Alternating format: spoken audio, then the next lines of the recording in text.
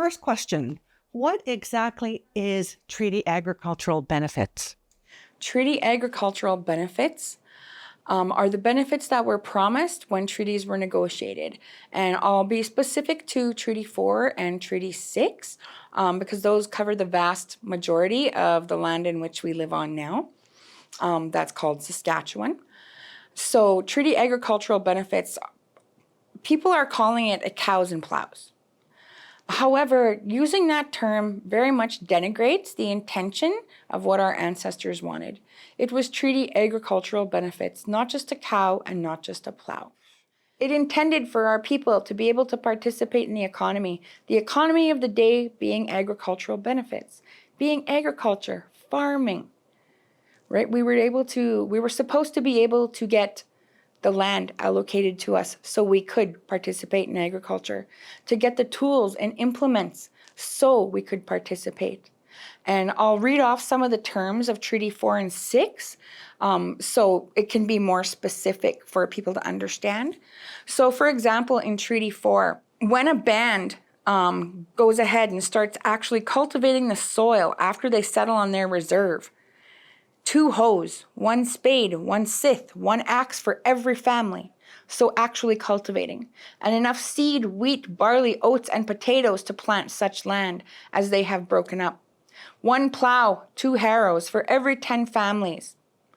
And also to the chief for the use of his band, as aforesaid, 1 yoke of oxen, 1 bull, 4 cows, a chest of ordinary carpenter tools, 5 handsaws, 5 augers, 1 crosscut saw, 1 pit saw, and the necessary files and 1 grindstone.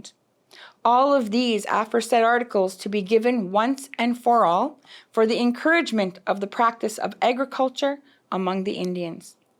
So that is specifically why we should not call it cows and plows, that we should be addressing this as treaty agricultural benefits because it's so much more. So in saying that, how is this related to the importance of treaty? Our ancestors wanted us to be able to participate in the economy. The economy of the day was agriculture. Today, we look around and there's economies all around us.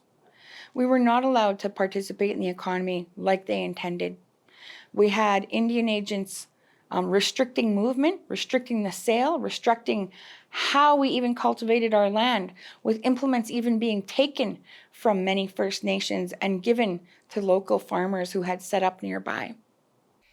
Can you explain to the people what is Chief and Council's ultimate role in treaty agricultural benefits?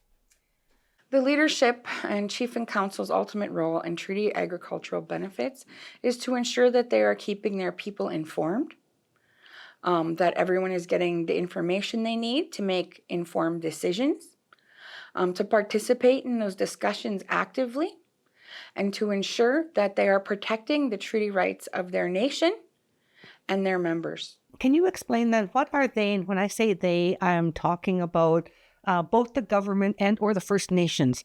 What are they basing the claim on? The claims are based on treaty agricultural benefits that were to be paid at the time of treaty or shortly after treaty, when those First Nations chose where they were going to have their reserve and started participating in the economy of the day, being agriculture. So they're basing it on those treaty promises that were 150 years ago this year for Treaty 4, and the promises made there. And it was specific to agricultural benefits. So can an individual make a claim, or would it have to be the band themselves claiming for everybody in their First Nation? In the specific claims process, only a band can make a claim, not individuals. Every single claim, however, is completely separate from other nations. The treaty agricultural benefits claims right now that we're discussing, that is a specific claim. So are we giving up any treaty rights by accepting the treaty agricultural benefit payment? No, not at all.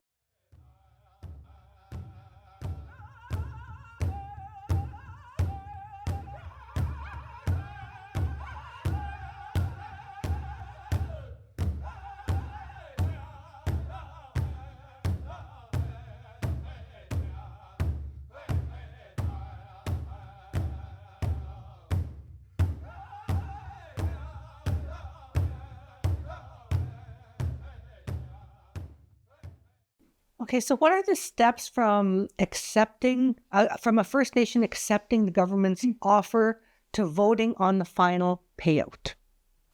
The steps in voting on a specific claim and in relation to treaty agricultural benefits, the steps are this. Well, there would be a claim put forward and asserted, accepted for negotiation by the Crown and Right of Canada, and then those negotiations would begin amongst the legal counsels for each party, being Canada and the First Nation.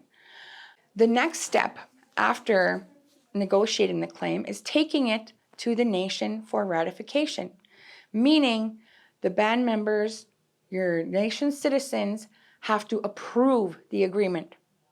And there needs to be the majority of eligible voters plus one.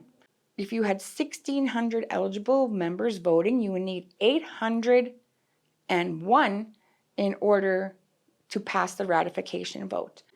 Then that acceptance is sent back to Canada, and it usually takes approximately 45 days for the Minister of Crown Indigenous Relations and Northern Affairs Canada to sign off on that claim.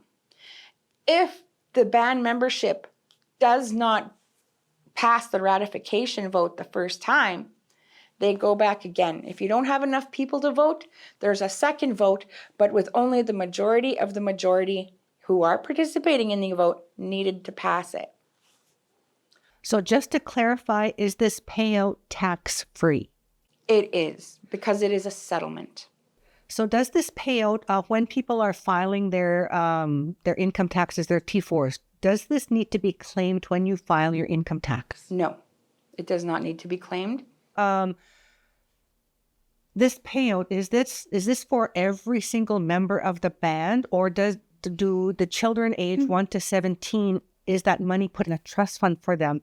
And if so, who's in control of that trust fund? Would it be the band, or would it be the guardians? So children who are ages 1 to 17,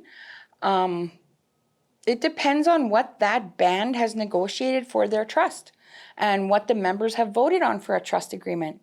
It depends what those terms are. So it can be varied by band by band.